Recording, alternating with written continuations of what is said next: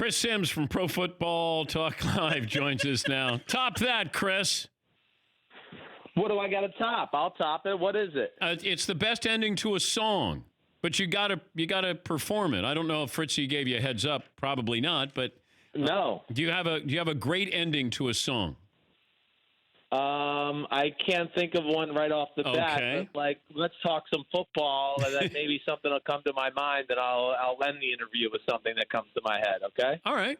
Just a great ending to the song. That's all we want. A great ending. Yeah.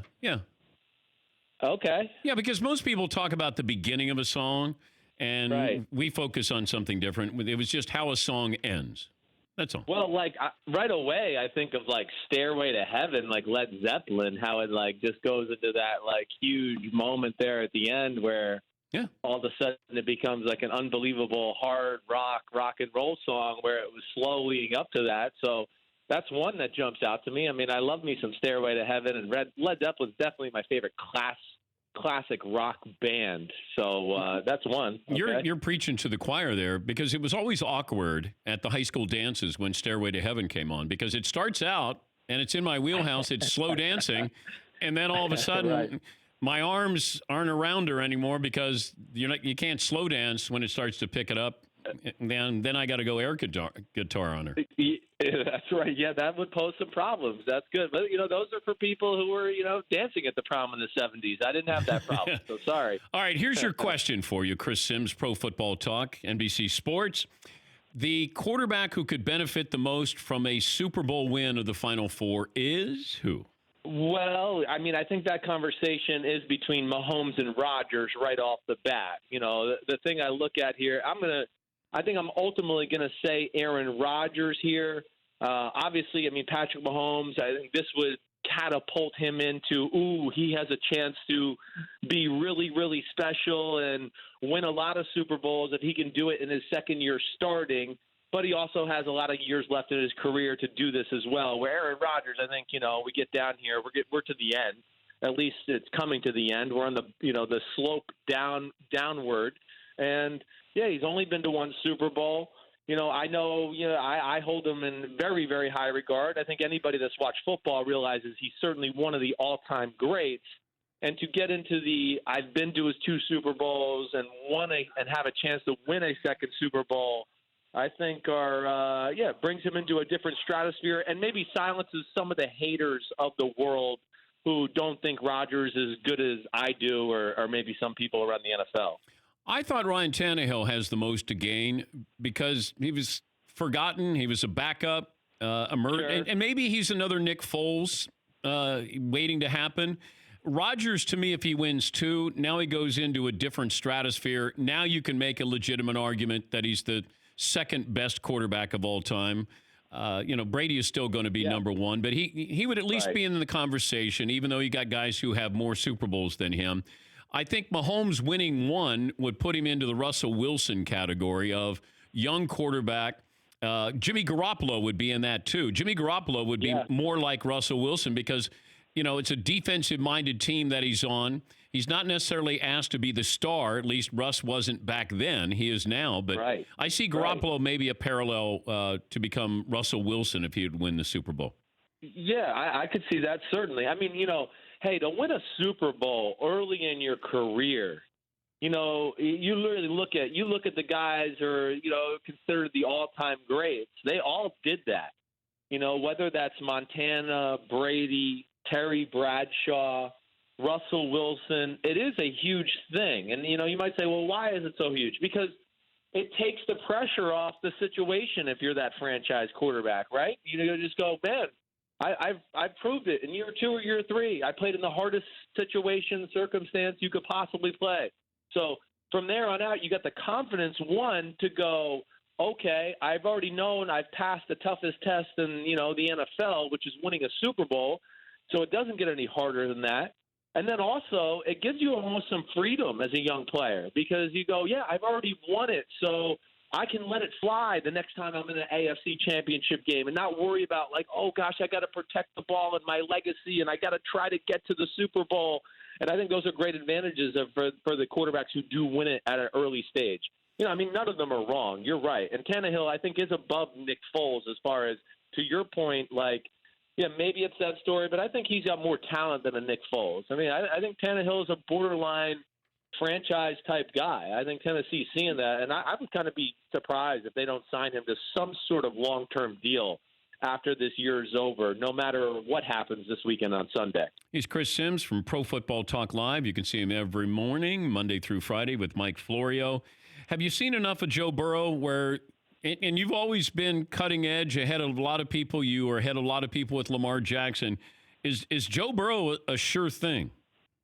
I do. I think he is a sure thing. Yes. Now, does he have like this incredible right arm like a Patrick Mahomes or, the legs of a Lamar Jackson or anything like that? No. He doesn't have that one thing I look at and just go, oh, my gosh, that is so extraordinary. There's no way he can fail. But the one thing I look at is I don't really see any weakness in his game. I think that's the thing that jumps out to me more than anything, where I go, okay, good size. Wow, well, really good athlete, like better than you would expect, the way he moves around. And when a lane opens up, he can go rip off a 30-yard run like we saw the other night at the end of the first half against Clemson. The throwing, it's really good. He's got a real good arm. Is it a Mahomes, Aaron Rodgers type arm? No, it's not. But it's really good that way. He's executed a pro-style offense. Yes, he's had some big-time pros around him. I get that, but there's other top 10 picks that were quarterbacks that had big-time talent around them as well. And, he's got tremendous feel, right, Dan? I mean, that's the one thing.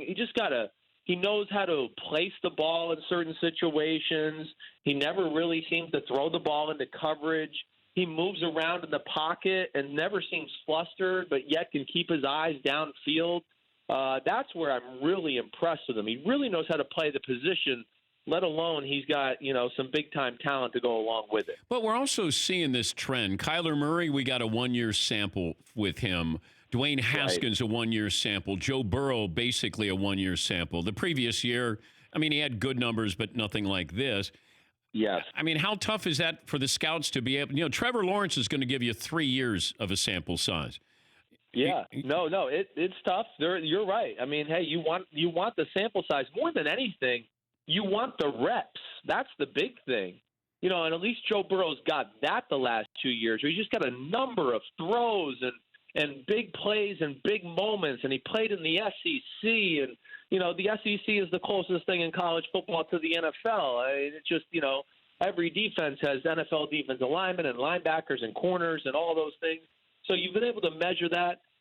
I think he's played enough to where that's not going to be an issue. If it was just this year, I can understand that question, because then you start to get into the Mitchell Trubisky conversation and things like that, where you go, yeah, okay, he was good, but, does he have a real good feel of the game? Is he nuanced at the position? Things like that. But I think I've seen enough from Joe, and I think he has enough reps that NFL evaluators will feel good about what they see over the last 2 years, and especially this year. Most important non-quarterback playing this weekend is who? Well, it's hard not to point at Derrick Henry. I mean, I look at that game, and I expect the Kansas City Chiefs to win. I do. I watched the first game back earlier this week on film. Kansas City was very close early in the game to really blowing the Tennessee Titans out of the football game.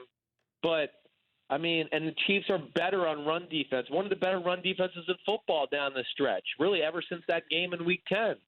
But, man, this offensive line for the Titans, I just wonder, am I being a fool? Is this just another matchup where it just doesn't matter? And this offensive line with their first-round for top 10 tackles and good guard play and center play, are they just going to mash this ball once again with this big, dump truck, Derrick Henry, and it's going to be 5 yards, and it's going to be 8 yards, and it's going to be 5 yards, and it's going to be 50 yards? And I think that Kansas City has the right scheme and people to slow down that attack, let alone hopefully their, at least in my opinion, their offense could put pressure on the Tennessee offense if the Chiefs can get out and get a lead and everything like that. But, man, Derrick Henry is about as important of a running back as I've seen to a team in a long, long time. All right, so who do you have? For the games, both of them, you're saying, or just that? Or that? Yeah, I'm going to go Chiefs 31-20, all right? And I'm going to go 49ers 24-17 to win that game. I think the 49ers are the best team left. You know, as you saw last week, though, Jimmy G is scary. He's scary. There's no doubt about that. You know, he could have easily thrown 4 or 5 interceptions in that game last week. Well, what concerns you? Because I've said that all along. I might be the last guy in with Jimmy G. I'm just waiting. When he needs to make a big play, can he make a big play? Yeah. I think he's helped out. You know, he's surrounded by, you know, very good defense, secondary, and they've got a really good offensive line and running game. Yep. He might be forced to, you know, at some point make a big play, and that's what I want to see. I know. You're right. I mean, he's answered a lot of the questions. You know, hey, he made some big plays in New Orleans, right, to win that game. Yep. Of course, Week 17 up in Seattle, he played maybe his best game of the year. But, yeah, the question still remains, and this is playoff football. As we know, it's different. You know, players go for broke more. Defensive coordinators go for broke. If I'm Green Bay and I'm Mike Pettin, the defensive coordinator out there, I mean, that's what I'm doing. I'm going, oh, no, sorry, Kyle Shanahan. I know you're awesome, and I get that. But I'm going to make Jimmy Garoppolo beat me. And, you know, the Packers, they are not as talented as the 49ers, but they have some things that I do think pose some issues for them. Pettin, 1, is creative. 2, they have good corners on the outside. And if you really break down the 49ers offense, Dan, the one thing that jumps out to me, Shanahan, Garoppolo, they live over the middle. I mean, they almost throw the ball outside the numbers or down the field, almost never.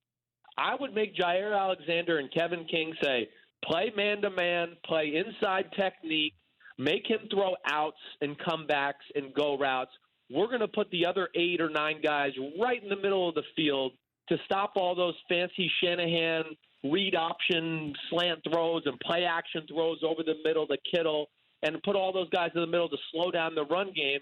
And I would play that way. I think they need to make some sort of a drastic move like that because, I mean, as you know, you saw the first game. You know, was it a little misleading in 37-8? Sure. I don't think it was that big of a blowout. But the 49ers are clearly the better team on the field.